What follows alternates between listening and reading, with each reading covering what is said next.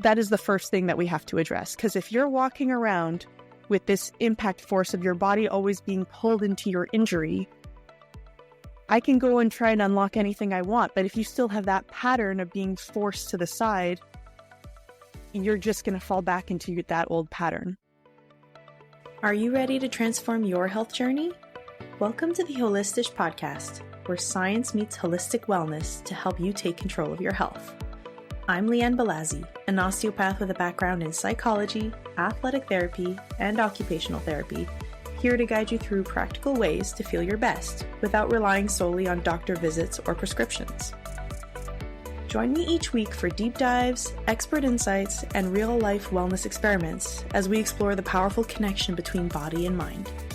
Whether you're new to holistic health or just looking for fresh perspectives, you're in the right place. Let's start unlocking your healthiest, happiest self together. This is the Holistic Podcast. Before we dive in, a quick reminder. I'm an osteopath, not a medical doctor, and this podcast is for informational purposes only. The content shared here is based on my personal experience in education in health and holistic wellness. It is not a substitute for professional medical advice, diagnosis, or treatment. Always consult a qualified healthcare provider with any questions you may have about your own particular situation and your health. Okay, now that we got that out of the way, let's get on with the show. Welcome back to another episode of the Holistic Podcast. Last week, we talked about all the origins of osteopathy, which is my field of expertise. And I was reflecting back after recording the episode and thinking, did I miss anything? Is there any details that people may want to know a bit more about? And actually, I did come up with a few. So I figured this episode could be all about just diving a little more deeper into different philosophies that the osteopath goes through when they're assessing and addressing issues within their clients, and to get a better understanding of what's going through our heads when we are going through a session with you. Funny enough, in the first episode, as I re-listened to it, I realized I gloated a lot about how I figured out how to explain osteopathy, but I never actually gave a brief definition of what I believe it truly is. I kind of dove right into all the wonderful things it does. I figured I would clarify that today. So osteopathy is actually a very global manual therapy. We definitely look at the person from the whole perspective. And the goal of doing that is to really get to the root cause of your issues. So we try to define whether your complaints, so for example, a sore knee, is actually the root cause. So did you actually injure your knee through a sports injury or another kind of trauma to your knee? Or is it actually a compensation, therefore a result of something else going on in your body, and your knee is simply sounding off the alarm bells to tell you that something is actually wrong? And it's the osteopath's job to figure out which one it actually is in order to get to the bottom of your root cause issue. And hopefully, if we do our job right and find out what's really happening for the reason of your pain, whether your pain is a compensation or a direct cause, we hopefully resolve it for you. So that's in a nutshell what really osteopathy is. It goes a lot more deeper with lots of layers to it. I'm hoping today what I can do is just give you another insight into what an osteopath is processing through their brains as they're going through all these levels of assessment with you. So an osteopath really does see the human body through 7 different systems within the body. So we see the body as having 7 systems. I'll name them all now, and then I'll kind of break them down one by one. So one of the first systems the osteopath looks at is the craniosacral system. The second is fascia. The third is the musculoskeletal system. Fourth is the fluid system. Fifth is the pressure system. Sixth is the central chain. And the 7th is the energetic field. So that's a lot of different systems to look through, but it's not necessarily that the human body is just one and nothing else. It's more we simultaneously have all of these systems working within ourselves, and the osteopath chooses to go with one specific frame in order to really address the issue. So sometimes you could have, for example, that knee pain, but it could be a problem in your musculoskeletal system where you could be having an actual injury to your knee, and then you have a ligament tear, which then brings instability to your joint and then makes your muscles have to tense up to kind of compensate. But it can also be an issue because of a fascia system. So fascia system might express more of an actual compensation. So, for example, if you have an issue more in your hip, it could be pulling on different fascia that connects all along the body, then has attachments on the knee, and you feel the pull on the knee, but it's actually the fascia that's signaling to you that there's an issue somewhere else. So just to give you a brief example, how about we break down one by one each one of these systems so you can have a better idea of where we're coming from. So let's start with the first one, the craniosacral system.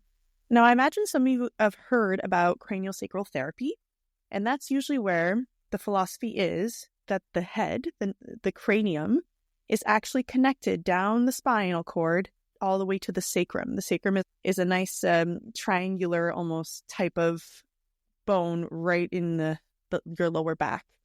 And there's a lot of different connections that make this one big functional unit. And the osteopath really believes that if this system is not intact, all the work that we do is not going to be optimal.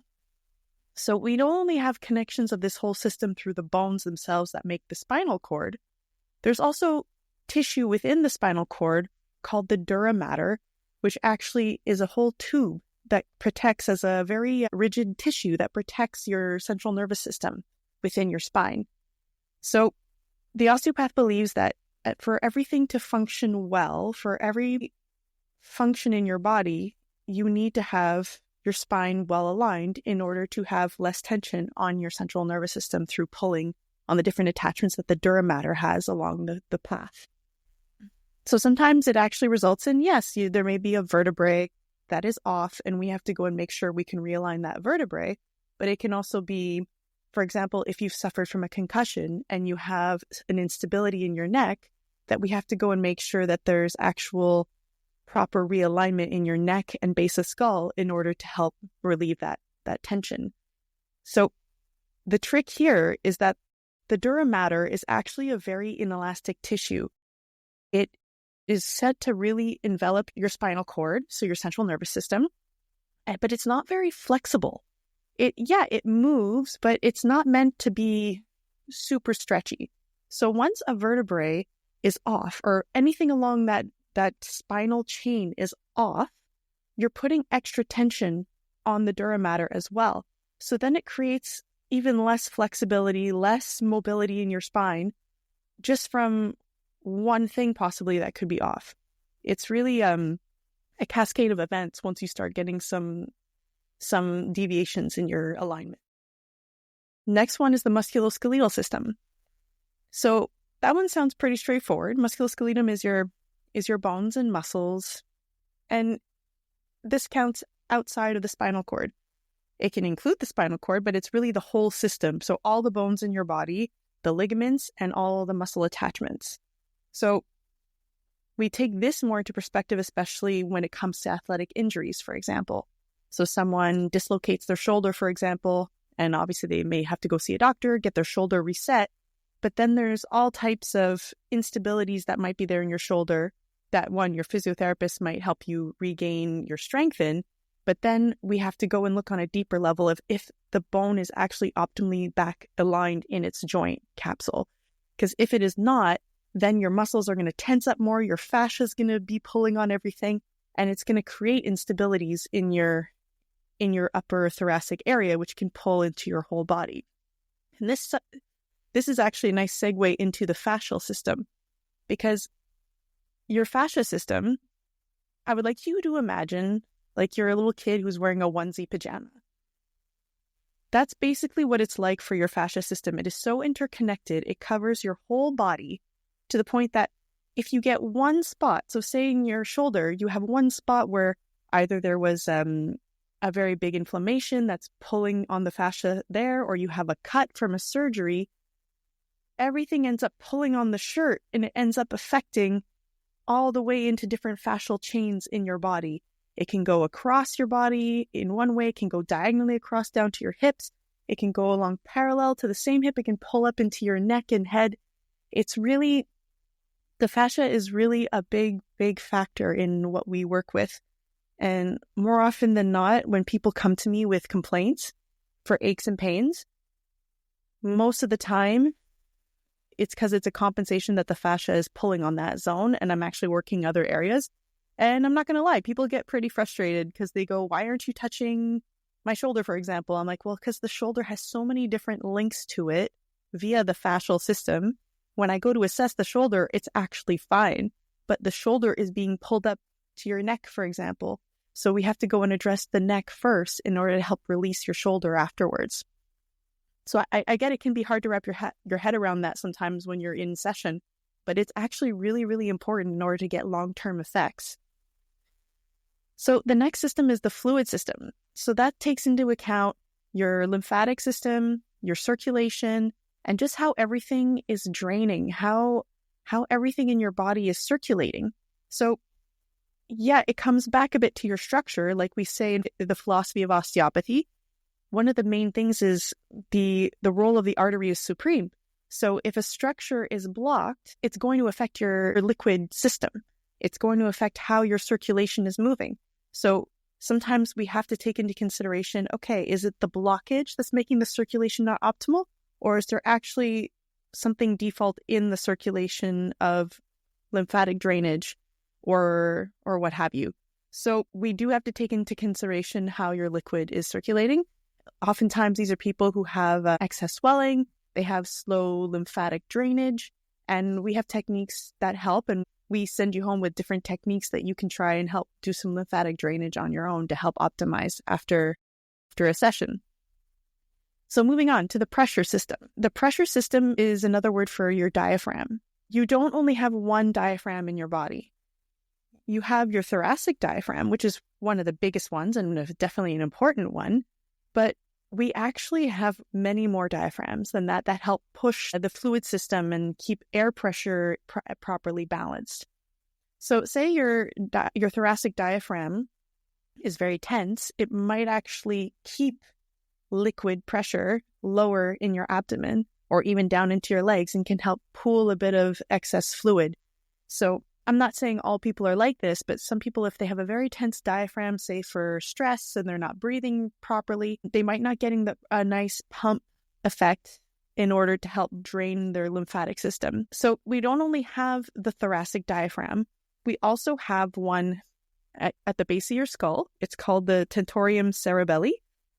And then we have your plantar fascia in your feet, and that helps just create a little rebound effect to help boost things upwards.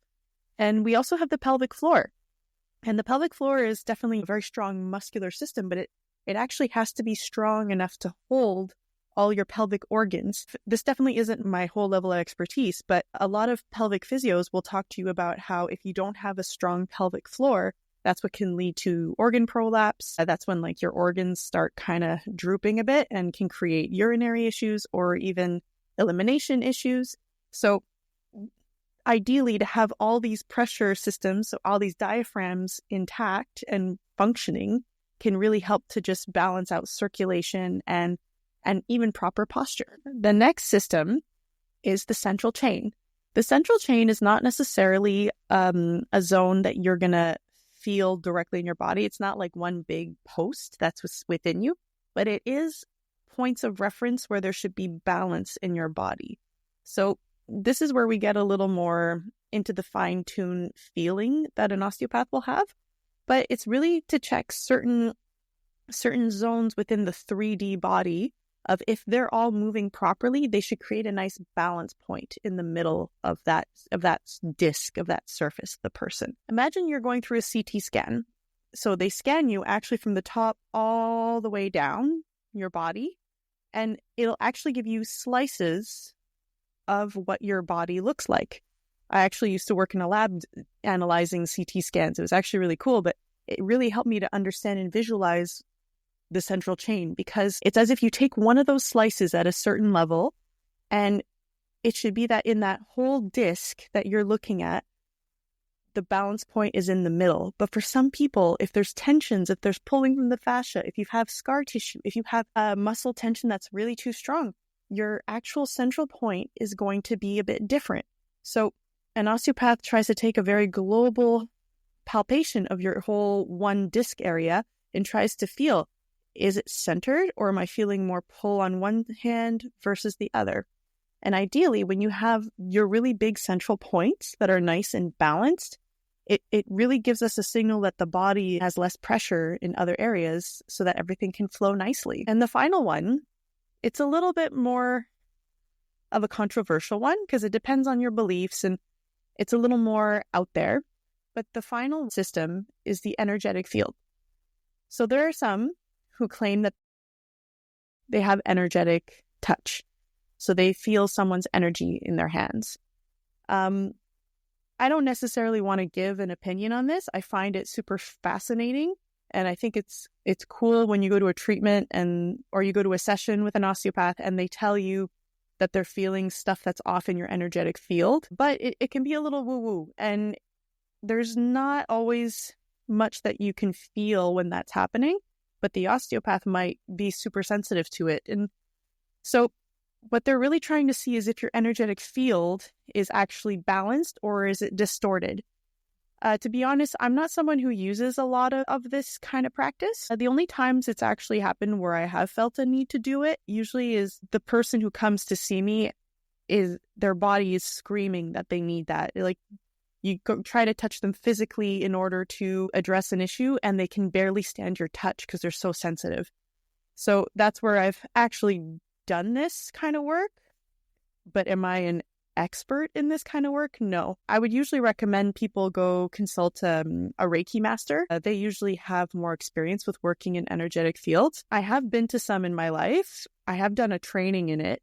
It's super interesting, but it's not what everybody needs all the time. So I feel like when you start working with people's energies, you have to be very careful and you have to know when it might not be the right thing to do, even if that might be what you feel like doing as a therapist. So it's really about taking a step back and assessing everything else first, because usually, most of the time, the energetic field might be off because of the structure of the body and not the other way around. It's very hard to go starting from an energetic field to then go and get to the body unless their body really, really calls for that prerequisite first. So I hope that clarifies a little bit all the different systems that the osteopath is looking at within your body when you go see them in a session. Personally, I have ones that I use more than others. Everyone, and depending on who you go see, everyone's going to have a bit of their feeling that they're more comfortable with. Some are going to be more comfortable in the liquids. Some are going to be more comfortable, like I said, in the energetics. Personally, because of my background in athletic therapy, where I did a lot of hands-on therapy, my comfort zone has always been more in the musculoskeletal system, in the fascia, and also in the craniosacral system. Of course, I work with all of them on a certain level, but because they all are really interconnected. But when I'm using my focus in my assessment, personally, those are the three that are usually my go-to. So now that we got that clear, we should take a look at what actually is the first order priority, because it's starting to sound a little complicated, and I completely understand that. I'm trying to condense about 7 years of schooling into 2 podcast episodes. So I definitely get that it's not the most straightforward material, but moving on. So once we take into consideration all of these systems, what do we do with it? There's actually an order of priority of what type of blockages we have to address first. Some of the most important ones, like the top 3, I'll give you the top 3 that we absolutely have to address. You come to my office for the first time ever, I'm ruling out these 3, and then if those 3 are good, then we'll move on to the actual more detailed demands of your appointment. First one is impact forces. So I do get a lot of athletes in my practice. And if I don't have athletes, there's usually someone who's been in a car accident or had a bad fall, something where there is like a blunt force that's shoved their body in a certain way to the point where they had a traumatic effect. So like I said, usually like a car accident or an ex-football player who got knocked too many times. Usually I'll have these people do a specific test, and once they do it, I can just see they can't stand still. They stand, you can even try it for yourself. You basically stand up, you stick your feet together, and you stand tall, and then you close your eyes. And usually we'll wait to see if you're going to wobble or even if you're going to fall over. Now, I'm someone who has suffered from a couple of concussions in my life, a nice history of high-impact sports. And when I used to do this test when I first started my osteopathy journey, I would actually stand, close my eyes, and I would fall to my right side. If I didn't stop and separate my feet to catch myself, I'd legit fall down. It took me quite a bit of time to rebuild to just being centered in my body, but it was just showing me how I had suffered a few blunt forces that was pushing me to my right side. And when I look back, I had a bad injury when back in my ultimate frisbee days, where someone actually knocked me from my left side and I fell onto my right. And that's what actually made me hit my head and give me a concussion, just to name one. So once we assess that, that is the first thing that we have to address. Because if you're walking around with this impact force of your body always being pulled into your injury, I can go and try and unlock anything I want. But if you still have that pattern of being forced to the side, you're just going to fall back into that old pattern. So that's always step number one. Another one that is very important is scar tissue. So whether you've had, most of the time you've had a surgery. So some people, it can be a really bad scrape, but that's usually more of a superficial scar. I'm talking like you're a woman who had C-sections. And of course, like that's what you had to do to have your baby. No judgment here. It's not the end of the world, but it can be problematic for your posture of your pelvis down the line because the scar tissue just doesn't go through your skin. It goes all the way down, layer by layer, multiple layers of your dermis, epidermis, all the way down fascia, muscle, to your uterine lining, down to where they went to get baby. So your scar tissue actually looks like a nice, of course, people will say, oh no, it's a beautiful, nice scar because, doctors do amazing things these days. The scars are even smaller. They don't look as intense as, say, someone who had a C-section in the 1950s. But it still has a pattern of reaching all the way down to your uterus. So just like I was talking about this onesie pajama earlier, where you have this pull that goes into your shoulder and pulls on everything, imagine when you have one that goes all the way down into your uterine area and how it can pull on multiple layers of fascia down into that zone. So what actually happens a lot with women who've had C-sections is that they have this pull that goes to their uterus after having a C-section, and it pulls all the way down into their neck. So it's like a whole layer of fascia that comes in and pulls you down. So there are women who actually come see me and they just say, my neck hurts. And if I just kept it simple, if I just said, okay, I'm going to check your neck. I'm going to see if there's any vertebrae off. I'm going to stretch your muscles out in your neck. And there you go. There's your appointment. Do you think they're going to actually have any relief? Well, I hope you answered no, because that will make them feel good for about 2 days. They might be like, oh yeah, I got a nice stretch. I feel so good. Osteo's great. But then 2 days later, they're basically going to go back to feeling how they were, and they will not have long-term relief. So if I miss that very important detail in the very first appointment with my client, that they had a C-section, I just missed a very big piece of the puzzle of why your neck hurts.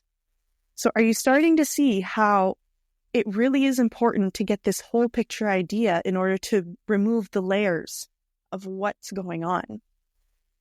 I really often explain to people that human beings are like onions, just like how Shrek will say ogres are like onions. Human beings are like onions too. But us, I see it as layers of an onion with your patterns. So imagine you have a force of impact in one layer, Then you have a C-section scar in another layer, and then you have a vertebrae that's off in a third layer. And you're coming to me explaining to me that your back hurts because of a vertebrae that's off, but you have a C-section history and also a force of impact. I can't dig to that layer of the vertebrae being off until I address the force of impact in the first outer layer, then the C-section in the second layer, then I can go to the vertebrae. So I hope that paints a better picture of where we're going with this in our process. So the third thing we really look at, it's actually, we call these compactions or compressions. I learned my stuff in French. So there's compression, like compression, but there was actually a more severe term called compaction. So it's really compacted, like together. It basically sounds like two bones are not just compressed together, squishing, but they're actually just stuck together and the joint space is actually reduced. So they kind of work together like a unit instead of dissociating a bit how they're supposed to in 3D. And we're talking about millimeters here. I think I need to talk about how our jargon in osteopathy can sometimes sound really dramatic. So when I'm telling someone sometimes, oh yeah, you have a compaction in your upper vertebrae here, in their neck, they might say, oh my God, what does that mean? Do I have a herniated disc?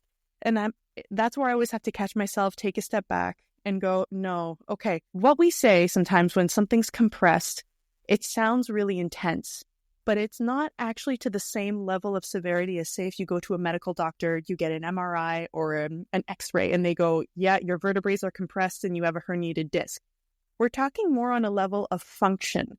So when I say, oh yeah, it feels compacted or compressed, it's actually more severe jargon, but to make you visualize functionally what's happening. So you go get an X-ray, everything's fine. The doctor would even say there's nothing wrong with you. There's no compression in your vertebrae. It's more when I go to test the physical movement between them, there should be some slight dissociation. It could be very, very minimal. But if it just feels like one solid unit, that shows that there's already a dysfunction happening. It doesn't mean you have a compressed disc. It doesn't mean you have even osteoarthritis in the zone, but it shows there's a loss of function. And it could be, I'm not saying it can lead to that, but in some cases, if it stays compressed like that for too long, it may over time develop more rubbing and discomfort that we want to avoid. So I hope I clarified that the way I talk sometimes can sound intense, but we're talking about a value of millimeters here. But these millimeters count. These millimeters do actually have an effect on how you perceive your pain, how you affect your proprioception, and how you can actually balance out in your body. So I hope that this crash course in osteopathy that's been over the past 2 episodes actually helps clarify a bit of what they do, what they're looking for, and how they can help you. If this is really resonating with you and you feel like you would like to go see an osteopath, I will be honest, in the United States, I don't believe that osteopaths practice a lot anymore. So if anyone out there in the United States practices the manual therapy part of osteopathy, I would love for you to reach out to me so that I can actually help refer my clients who are from the States to you. Because it looks like when you look at the history of osteopathy, yes, it started in the US, but in the United States, osteopathy, as it grew to Europe, and the philosophy was maintained in Europe about keeping it a manual therapy, in the US, where it started, it began to evolve and co-create with traditional Western medicine. So when you look at someone with a DO today in the United States, they're actually surgeons, they're ophthalmologists, they're working in the medical field. So it's not a bad thing. It's just the way osteopathy's evolved in the USA.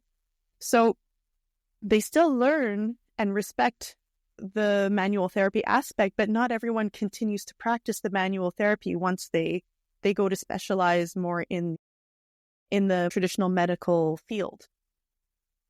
And if you are interested in consulting with an osteopath in Canada, I can definitely link in the show notes resources where you can consult an osteopath in your area. There are definitely a a wide range of qualified individuals who will be happy to see you. And if you're still on the fence, if you don't know if you actually want to go see an osteopath, or if you're not sure if it's the right fit for you, I did create a quiz. It's called Is Osteopathy Right for You? And I will also link that in the show notes so that you can go and explore for yourself to see if it's a good option. But it's possible that the quiz will actually lead you more into going to see a physiotherapist, or even that maybe you should see your medical doctor first. It's always good to see your medical doctor first before you start any other treatment. I will definitely vouch for that. But if you've already been to the doctor and you're still trying to find solutions, take the quiz and see if it can help you out. All right? Well, thank you so much for listening this week. It's been a pleasure to help clarify a little bit of what I do for work. And I will catch you guys next week with a whole new episode. Take care. Thank you for being part of today's episode of the Holistish podcast. Ready to take your wellness journey further? Visit Holistish, that's holistic with an SH at the end, .com, to access our latest resources and wellness tools designed to support your holistic health journey. For holistic health inspiration and a behind-the-scenes look at integrating traditional wisdom with modern wellness, join our growing community on Instagram at the.holistish. If today's episode resonated with you, subscribe so that you never miss out on our weekly episodes, and leave a quick review to help other wellness seekers find us. Until next time, stay curious, stay balanced, and keep exploring what works best for your unique body and mind. Your health journey matters, and I'll meet you right back here next week.